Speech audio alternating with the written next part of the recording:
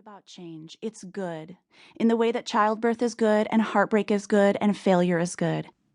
By that I mean that it's incredibly painful, exponentially more so if you fight it, and also that it has the potential to open you up, to open life up, to deliver you right into the palm of God's hand, which is where you wanted to be all along, except that you were too busy pushing and pulling your life into exactly what you thought it should be. So this is the work I'm doing now, and the work I invite you into. When life is sweet, say thank you and celebrate. And when life is bitter, say thank you and grow. Learning to swim. I learned about waves when I was little, swimming in Lake Michigan in navy blue water under a clear sky, and the most important thing I learned was this. If you try to stand and face the wave, it will smash you to bits. But if you trust the water and let it carry you, there's nothing sweeter. And a couple decades later, that's what I'm learning to be true about life too. If you dig in and fight the change you're facing, it will indeed smash you to bits. It will hold you under, drag you across the rough sand, scare and confuse you. This last season in my life has been characterized more than anything else by change. Hard, swirling, one after another changes, so many that I can't quite regain my footing before the next one comes, very much like being tumbled by waves. It began 3 years ago in January in Grand Rapids, Michigan. I got pregnant, lost a job I loved, had a baby, wrote a book. A year after I lost my job, my husband Aaron left his job in a really painful way. And then for the next year and a half, we traveled together and separately almost every week, doing all the freelance work we could find, looking for a new home, and trying to pay the bills. Leaving our jobs at the church meant leaving the church community, the heart of our world in Grand Rapids, and that loss left a hole in our lives that was as tender and palpable as a bruise.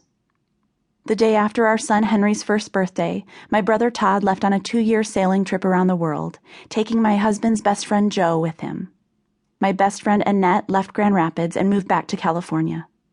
I got pregnant again, our kitchen and basement flooded, and on the 4th of July, I lost the baby. My first thought there in the doctor's office was, everything in my life is dying. I can't keep anything alive. At some point in all that, we put our house up for sale, which meant lots and lots of showings, but no offers.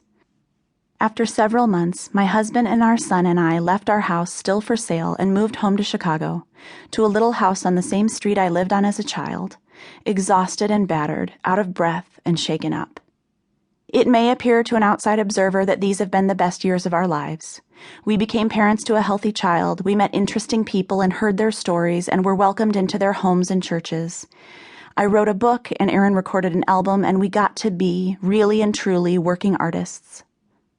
Every time I read over that list, I know that it should have been wonderful. But should have been is worth absolutely nothing.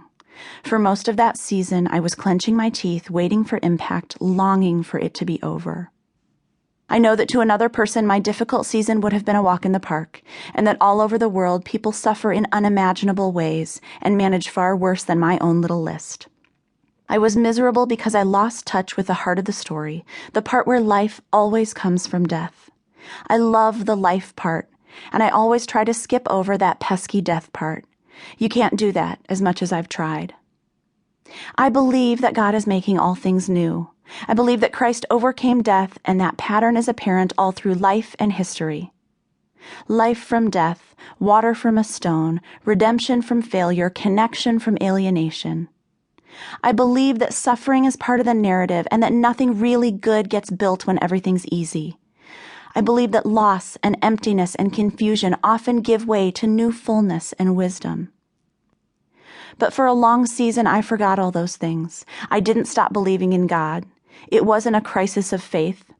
I prayed and served and pursued a life of faith the way I had before that season and the way I still do now.